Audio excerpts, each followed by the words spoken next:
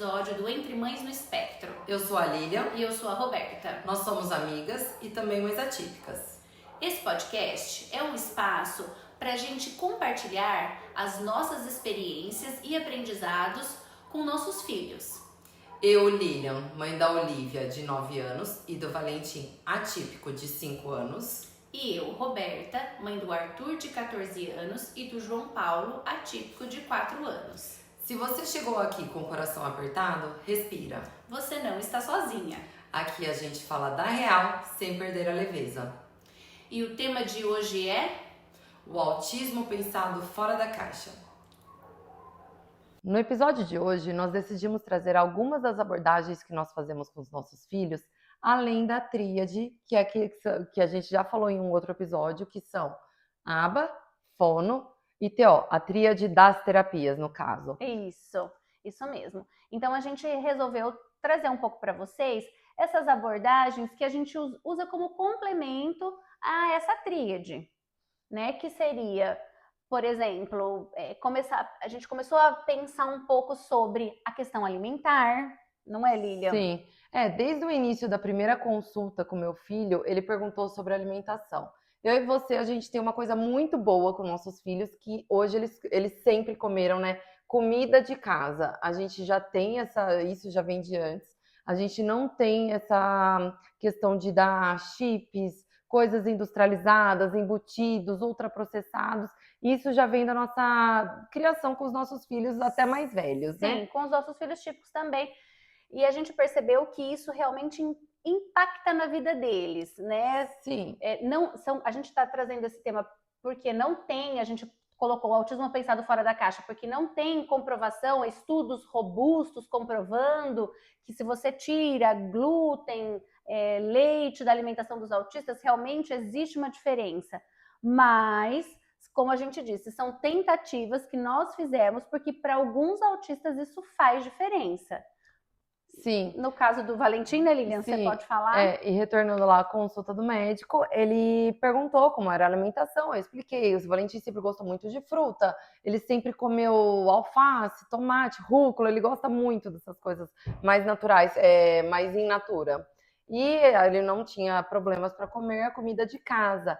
Porém, ele tinha, assim, o consumo do leite, o consumo de produtos com glúten, e foi quando o médico, na primeira consulta, pediu para a gente tirar. Perguntou se haveria algum problema, e eu falei, olha, ele toma o TT, mas ele não era apaixonado pelo TT. Então, eu tentei fazer essa troca. Eu tentei pelo leite vegetal, ele tomou um tempo o leite vegetal, e o glúten eu acabei retirando hoje até aqui em casa, os hábitos aqui em casa acabaram mudando. Até eu não consumo muito mais glúten, eu procuro comprar os snacks sem glúten, o pão sem glúten, leite eu nunca gostei de leite, então pra gente não foi muito difícil fazer essa transição. Existe o queijo vegano, manteiga vegana, então hoje a maior parte das coisas que tem aqui em casa que a gente consome é o que o Valentim pode consumir. E coincidência ou não, a gente veio com muitas abordagens juntas, mas o Valentim, ele passou a ter uma mudança no comportamento quando a gente fez essa alteração, porque ele já vinha numa alimentação saudável, mas fizemos algumas alterações, algumas mudancinhas que impactaram muito na qualidade de vida dele. Você percebeu que diminuiu a irritabilidade? Sim, a barriga estufada. Mais tarde a gente foi fazer exames, ele é intolerante, ele não é intolerante a glúten, mas eu percebo sim uma alteração. Quando ele come qualquer coisa com leite, a barriga dele estufa, dá muitos gases, e esse estufamento, esse desconforto abdominal causa muita irritabilidade. Eu percebo que ele fica muito disperso.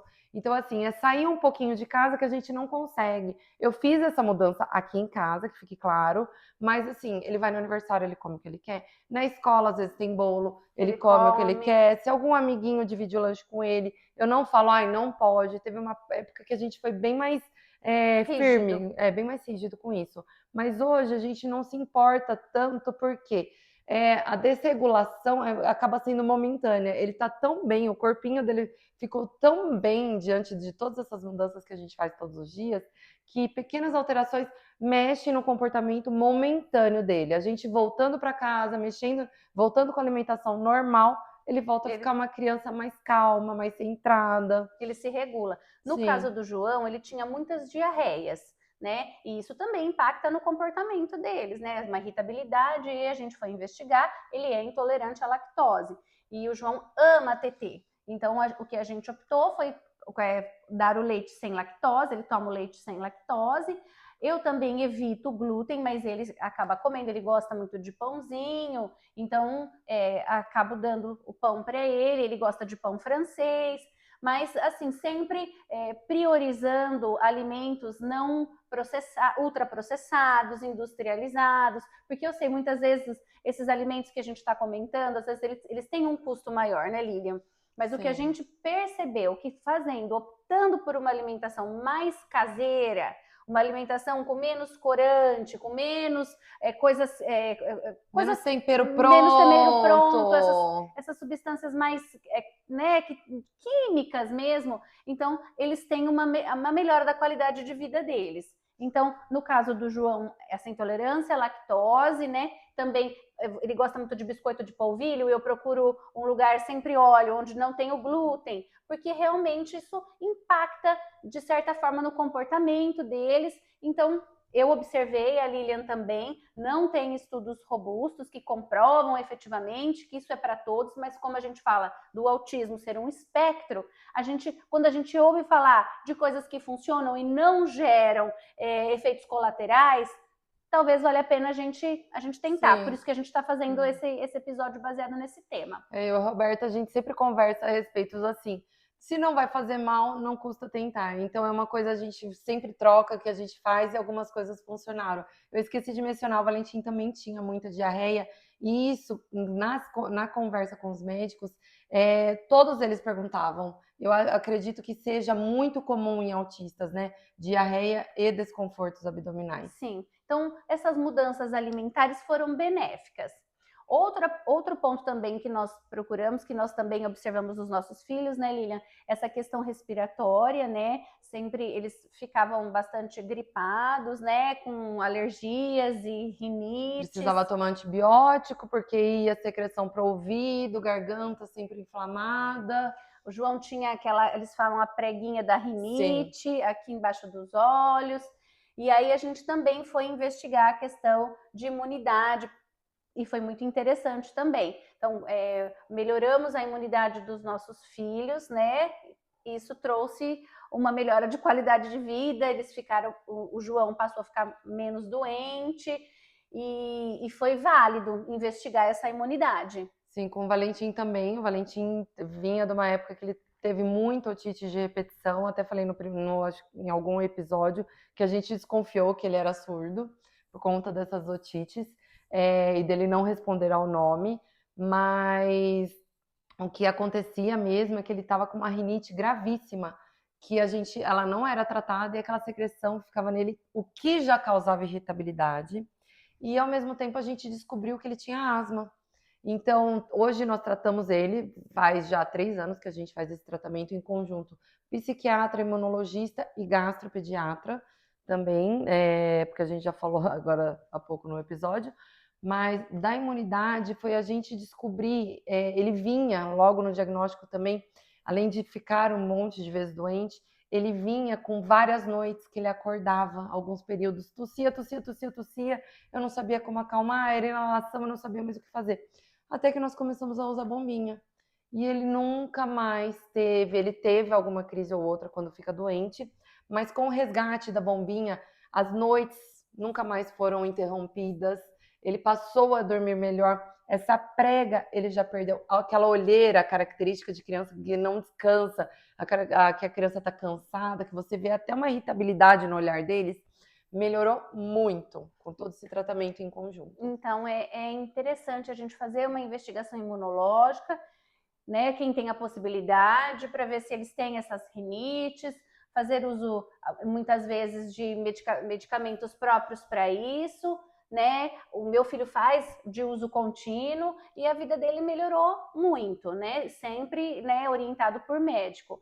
E então, porque tudo isso traz um benefício, principalmente na questão comportamental, que é o que a gente mais quer, né? Que eles tenham qualidade de vida, que que eles consigam ficar mais centrados, e uma criança que está com uma questão orgânica aí, na verdade, o que eu quero dizer com isso? Com alguma irritação causada por alguma doença, por alguma questão gástrica, por alguma questão respiratória, esse comportamento não vai ser legal, né? Não. Então, é importante que a gente consiga entender isso e tratar. Sim, e uma coisa que a gente aprende também com o autismo é que eles são muito sensíveis. Muito. Então,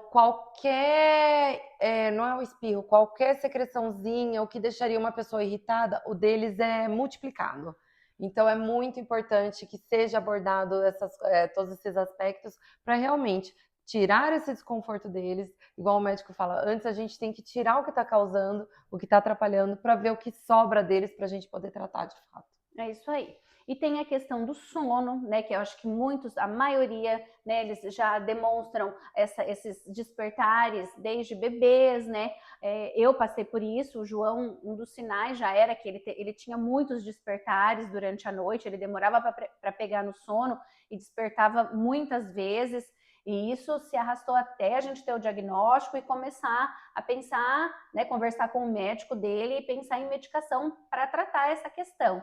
E a vida dele também melhorou muito, né?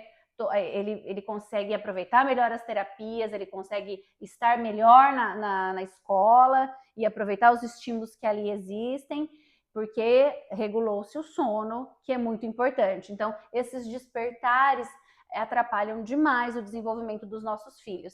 Então, pensar em maneiras de tratar esses despertares, não deixar isso, é normal, não, vai passar. Mas tentar encontrar junto com o médico uma medicação, existe suplementação, né, para isso, porque a melhora da qualidade de vida deles é muito grande quando você trata essa questão do sono. Sim, e como eles são muito presos à rotina, uma coisa que a gente aprendeu aqui em casa, que foi também um conselho do médico, é cuidar da hora antes de dormir. Então, sem televisão, aqui em casa, a partir das 6 horas da tarde, não tem mais televisão ligada. A gente já começa a dar uma diminuída na luz, já tem aquela rotina, as brincadeiras já são mais tranquilas, não é aquela brincadeira de correr, pular em sofá, porque o meu filho, os meus dois, né, não só o atípico, mas a Olivia também, eles adoram pular, ficar brincando de correr, eles brincam de ataque escola ninja no sofá, então assim, é uma loucura, só que a hora que eu tenho que resgatar eles, falar, opa, vamos dar uma parada, vamos brincar de montar bloco, montar Lego, são atividades que deixam eles mais sentadinhos, deixam eles mais calmos, e tudo isso vai facilitar o sono. Sim. O Valentim, desculpa, Rô, o Valentim, ele não teve o problema dos despertares noturnos quando bebê, ele sempre dormiu muito bem, mas eu acho que eu era tão assim com rotina, era banho, cama, e ele dormia muito bem. Ele passou a ter depois. E aí foi quando a gente entrou com melatonina, com suplemento, né, no caso, e com medicamento que foi indicado pelo médico. É isso, porque é muito importante. Então pode ser que não apresente de bebê, mas depois, quando eles vão ficando maiores, eles vão apresentar uma desregulação desse sono. E é importante que a gente investigue e trate isso, porque atrapalha muito a vida deles, né? E da família também, né? Com Que certeza. mãe, que família que consegue funcionar bem quando se tem uma criança despertando. Os despertares do Valentim era das 2 da manhã às 5, aí eu já tinha que acordar para estar com a minha filha às 6, então era muito complicado, eu parecia um zumbi numa época. Então, regular o sono das crianças é super importante, e eu sei, eu já escutei de muitas mães assim, mas é o momento que eu tenho para brincar com ele, a gente chega tarde mesmo do trabalho, mas eu acho que isso que a Lilian está falando, mas é muito importante. Tudo bem, ele pode dormir mais tarde, porque às vezes, né, tem os filhos que o melhor seria dormir entre 8h30 e 9 horas, que é o melhor sono.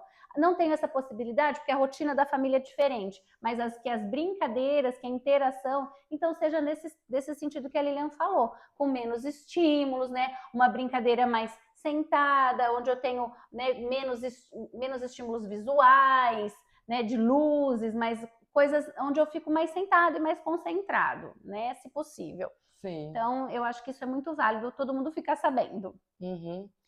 Pode E falar. agora tem as terapias complementares que a gente faz, né, com os nossos filhos. A gente já falou várias vezes da natação. Sim, que é excelente. A gente entende que não são todas as crianças que conseguem ter esse privilégio de fazer a natação de forma individual, que é como os nossos filhos fazem, que por isso que eu acredito que deu tão certo também, porque aprenderam a nadar, porque essa natação é individual, não é em grupo, porque a gente sabe da dificuldade deles em estar em grupo, Sim. principalmente nessa primeira infância, né? Mas estar dentro da água é muito interessante para os autistas. Até mesmo trocando com a Lilian estava falando, dentro de um quadro de desregulação, você colocar essa criança num banho morno, a água sempre traz um relaxamento. Sim, os meus 2 filhos sempre gostaram muito da banheira. E quando eles estavam muito, aquela criança agitada, cansada do dia, que às vezes está até manhosa, chorona, eu adoro colocar eles na água, na piscina não, na água. Várias vezes, na minha sogra já colocamos em bacia, aquelas banheirinhas de bebê. Isso que eu ia falar, na banheira, porque o João tem um tipo de um ofurô que vende em loja para bebê, que é como se fosse uma bacia grande. E aquilo traz muita regulação. Sim, o autista gosta, né? O conforto, igual você fala nas palestras que você faz. Essa sensação da água no corpinho deles. Então, por conta dessa questão sensorial que eles têm bem, né, que é bem intenso. Então, é uma possibilidade também de usar, de lançar mão dessa estratégia aí, não ortodoxa, mas, né, pensando fora da caixa de maneiras de regular essas crianças com um banho morno, com uma aguinha no corpo, com um ofurô, alguma coisinha, com uma bacia, alguma coisa que você consiga colocar o seu filho dentro por alguns minutos. Então, acho que também isso é uma possibilidade. Sim. E temos a ecoterapia, que para o meu filho que tem o hiperfoco em animais, ele adora, além de trazer tônus muscular, né, o controle motor, por questão, muitas vezes eles têm essas questões motoras, uma questão de hipotonia, o que seria isso? São um pouquinho mais molinhos, tem essa dificuldade de controle motor, de postura. O cavalo, ele traz muitos benefícios. Mas aí eu falo, olha, meu filho não tem a possibilidade de fazer uma ecoterapia, mas, né, Lilian, estar em contato com a natureza. O animal. Uma das primeiras coisas foi na consulta também, tanto a imunologista, e isso é engraçado ouvir de uma imunologista, quanto o psiquiatra falaram, eles precisam do animal de estimação, vocês têm? Aí eles falaram, não, então pega um cachorro, um gato, algum animal de estimação. E os 2 falaram, ela falou, se tiver alergia, a gente trata. Porque o contato com o animal, ele reforça o vínculo, ele reforça até o cuidado. Muitas vezes eu falo assim, Valentim, vamos dar comida para Mora? Ele já sabe onde está o potinho, ele ainda não mede, né? Porque eu não ensinei ele, mas geralmente eu entrego o potinho, ele põe lá, eu pergunto se tem água, ele vai lá, olha e me fala. Então são coisas, o cuidado com outro, não é ser humano, né? Com outro ser, outro ser vivo. E também eu percebo que o Valentim, ele gosta. A Mora é muito fofinha, a nossa cachorra. Ela parece um algodãozinho, mas ela é grande. E ele pega, ele abraça ela, eu vejo ele deitado, assim, fazendo carinho. Eu vejo que ele se regula com a calma dela, porque ela gosta muito de crianças. E ele gosta também muito de gatos. Onde ele vai, os gatos chegam perto dele e ele faz carinho, ele é fascinado por animais. E isso eu vejo que só trouxe benefícios. Então, e eu como, né, falando de uma parte de terapia, o cachorro, por exemplo, muitos cachorros têm a intenção comunicativa, né, que eles vão procurar, eles vão cutucar os nossos filhos que não têm essa intenção. Então, aí o cachorro vem, entrega o brinquedo para o nosso filho jogar o brinquedinho. Então, isso é uma interação que a gente busca tanto para os nossos filhos, né? Essa intenção comunicativa, olhar, né? Ter um olhar para esse outro ser e interagir de alguma maneira, né? Uma maneira gostosa, prazerosa, porque é legal essa interação com o animal.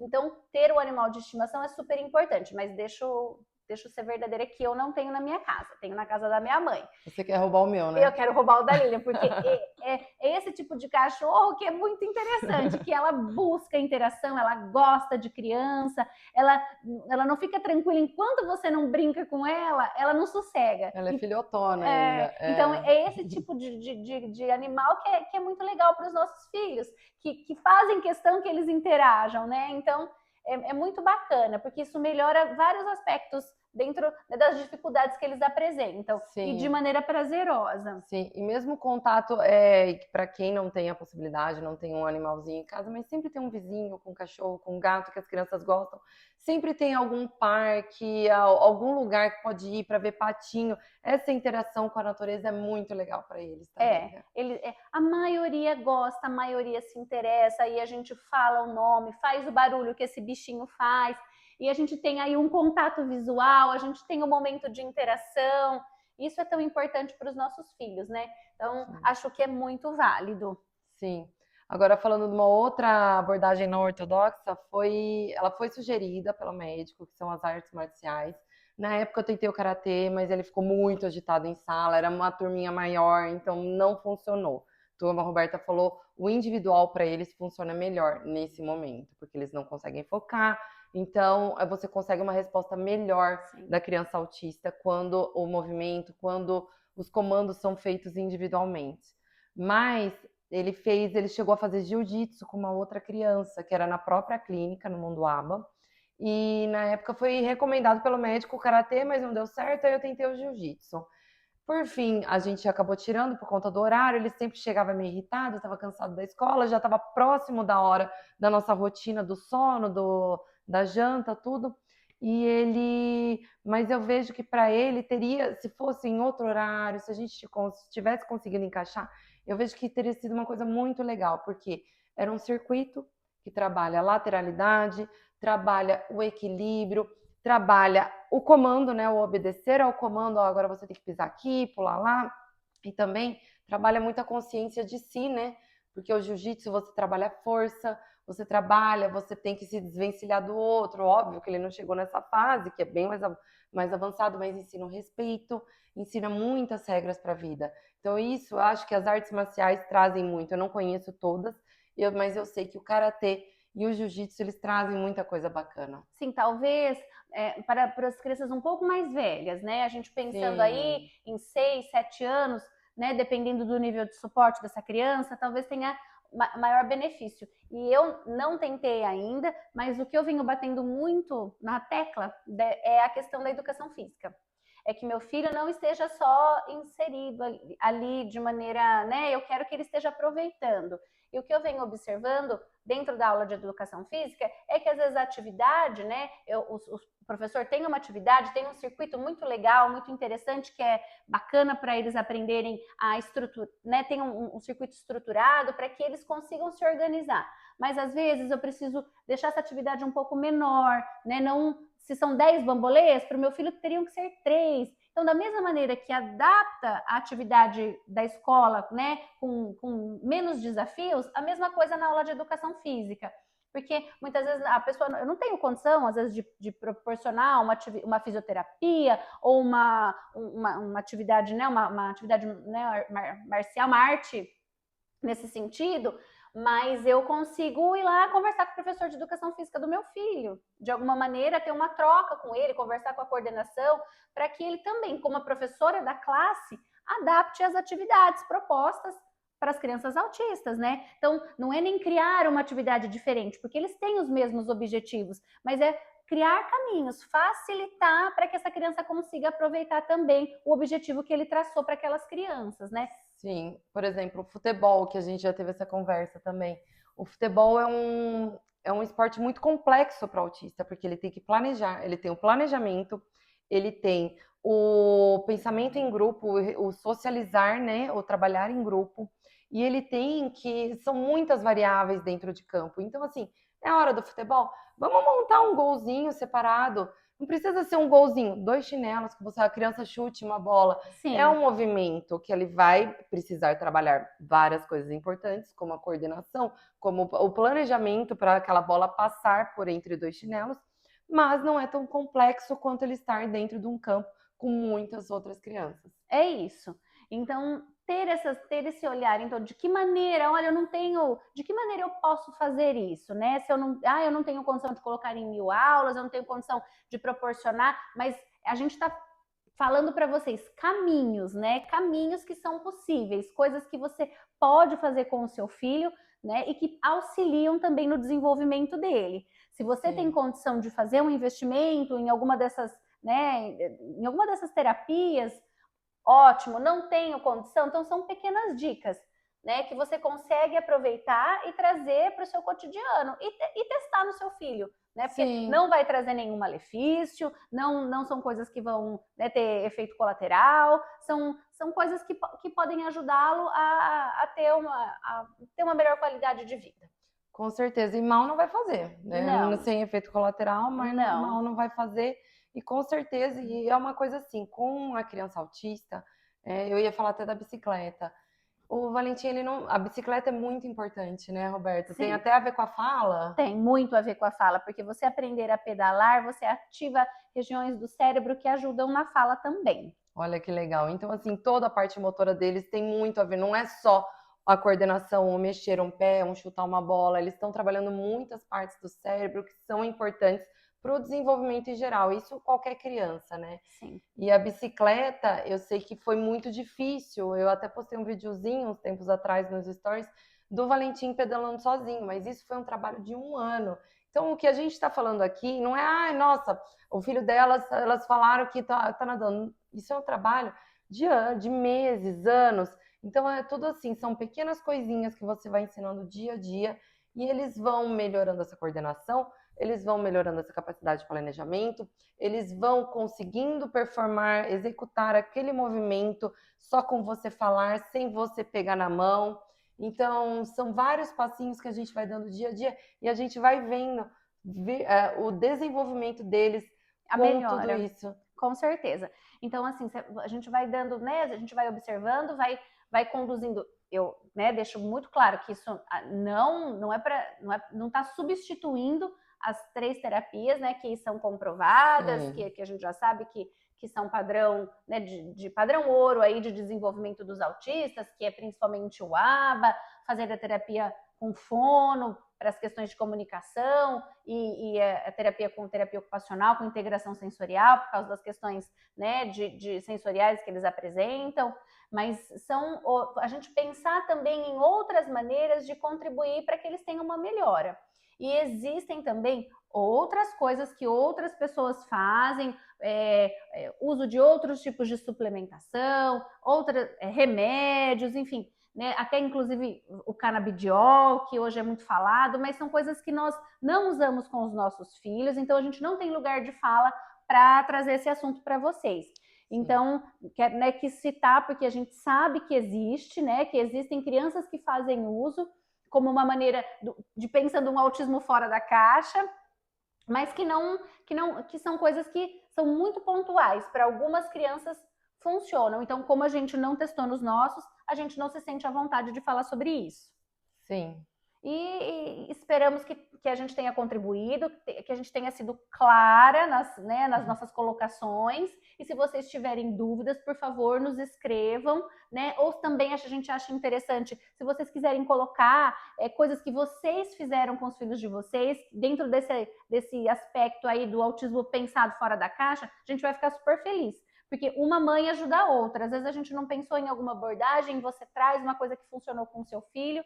Sim. E a gente pode ter essa troca, né, Lilian? Muito interessante nos comentários, porque outras mães leem, né? Sim. Não só mandando por direct. Por direct a gente fica sabendo, mas eu gosto muito de ler. Sim. Então é muito importante essa interação de vocês com a gente. Então, esperamos a interação de vocês e até o próximo episódio. E que esse episódio tenha sido válido. Até o próximo. É isso aí. Tchau, tchau. Assim a gente finaliza nosso 7º episódio e esperamos de verdade ter conseguido acalmar um pouquinho o coração de vocês. A gente sabe que o caminho é longo e às vezes tortuoso, mas não é impossível. Se você chegou até aqui com a gente, obrigada por estar desse lado. E se você está buscando mais conhecimento para melhorar a qualidade de vida do seu filho, saiba que você é uma excelente mãe e está no caminho certo. E se você conhece alguma mãe ou família que precisa ouvir isso, compartilhe esse episódio ou os nossos canais. Até o próximo episódio. Até!